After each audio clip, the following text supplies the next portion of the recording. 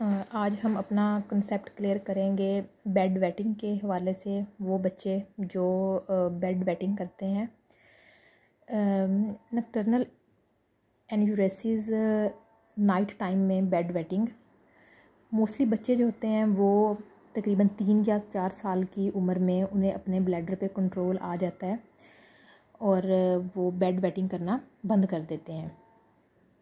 अब हम डेफिनेशन देखेंगे कि एन्यूरेसिस क्या होता है। Involuntary discharge of urine by day और नाइट और both in a child age greater than और equal to 5 years. But here is very important thing is that in the absence of congenital or acquired defect of nervous system or urinary tract, इसमें यह बताया जा रहा है कि बच्चे का अपने ब्लैडर के ऊपर कंट्रोल ना रहना। जो इम्पोर्टेंट चीज़ इसमें यह है वो है एज। अगर बच्चे की एज 5 साल और 5 साल से ज़्यादा है, उसके बावजूद भी उसे अपने ब्लैडर पे कंट्रोल नहीं है। और दूसरी इम्पॉर्टेंट चीज़ है कि उसमें कोई कंजेनिटल और एक्वायर्ड कोई डिफेक्ट भी नहीं है, तो हम उसे कहते हैं एन्यूरेसिस। एन्यूरेसिस जो है इसकी 2 टाइप्स हैं, प्राइमरी और सेकेंडरी। प्राइमरी एन्यूरेसिस में क्या होता है कि पेरेंट्स बच्चे को लेके आते हैं क्लिनिक पे, हॉस्पिटल में, डॉक्टर के पास, और हिस्ट्री ये होती है कि सपोज़ करें कि बच्चा 5 साल का है या 6 साल का है, तो उसकी अभी तक जो है ना बेड वेटिंग की जो आदत है वो उसकी नहीं ख़त्म हुई, अभी बच्चा बेड वेटिंग करता है। इसको तो हम कहेंगे कि प्राइमरी है। लेकिन सेकेंडरी में ये होता है कि इसमें पेशेंट हमारे पास आ रहा है और पेरेंट्स हिस्ट्री दे रहे हैं कि ये बच्चा जो है इसने तकरीबन पिछले 6 मंथ से कोई बेड वेटिंग नहीं की, लेकिन अब ये बेड वेटिंग करना शुरू हो गया हुआ, तो इसको हम कहते हैं सेकेंडरी। सेकेंडरी बेड वेटिंग में फिर हम अंडरलाइन कॉज देखते हैं कि इसका क्या कॉज हो सकता है। अच्छा, हम सबसे पहले अब देखेंगे कि हम अगर प्राइमरी एन्यूरेसिस का पेशेंट हमारे पास आया है तो हम उसको मैनेज कैसे करेंगे। अच्छा, प्राइमरी एन्यूरेसिस में हमने ये देखना है कि सबसे पहले पेशेंट, एक बच्चा हमारे पास आया है क्लिनिक में अपने पेरेंट्स के साथ, और हमने उसकी हिस्ट्री लेनी है। हिस्ट्री में सबसे पहले हम ये पूछेंगे कि जो बच्चा है इसको बेड वेटिंग के सिम्टम्स दिन में हैं या रात में हैं, या दिन रात दोनों में ही बच्चा बेड वेटिंग करता है। ठीक है, अगर तो उसके सिर्फ और सिर्फ सिम्टम्स ये हुए कि वो नाइट में ही बेड वेटिंग करता है, तो तब उसके बाद जो इम्पोर्टेंट चीज़ है देखनी है उसकी एज।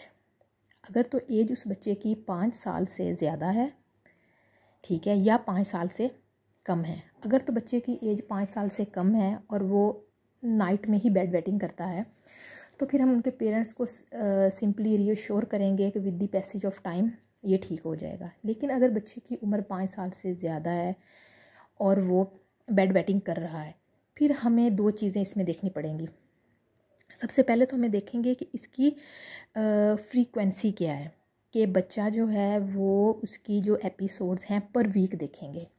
ठीक है, अगर तो हफ्ते में वो 2 दफ़ा या 2 दफ़ा से कम बेड वेटिंग कर रहा है, ठीक है, या फिर हो सकता है कि वो बच्चा 2 दफ़ा से ज़्यादा एक हफ़्ते में बेड वेटिंग कर रहा है। अगर तो मतलब 2 हफ्ते, मतलब एक हफ़्ते में 2 दफ़ा या 1 दफ़ा ही वो बेड वेटिंग कर रहा है, 2 दफ़ा से ज़्यादा नहीं कर रहा, तो हम सिंपली पेरेंट्स को रीअश्योर करेंगे with the passage of time ये मसला हल हो जाएगा।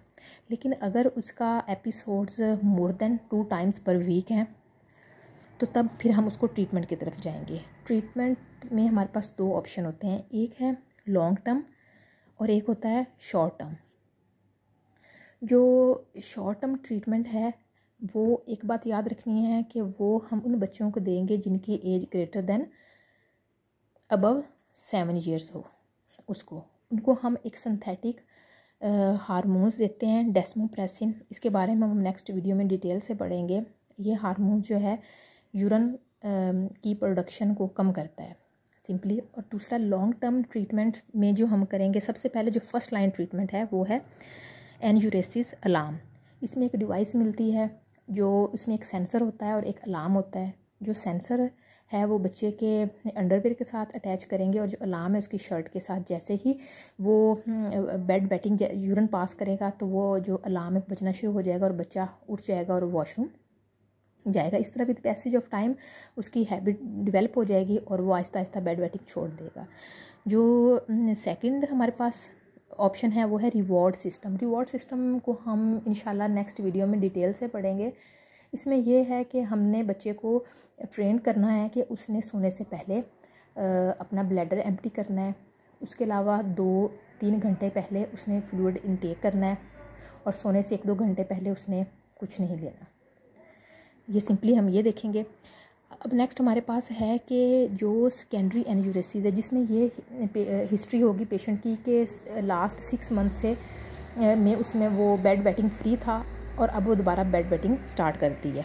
तो इसमें सिंपली हम अपने पेशेंट को जो है पीडियाट्रिशियन के पास रेफ़र करेंगे। इसमें कुछ अंडरलाइंग कॉजेज़ होती हैं जिसको रूल आउट करना होता है। For example diabetes mellitus, UTI हो सकता है, कॉन्स्टिपेशन हो सकता है या बच्चा इमोशनली अपसेट है।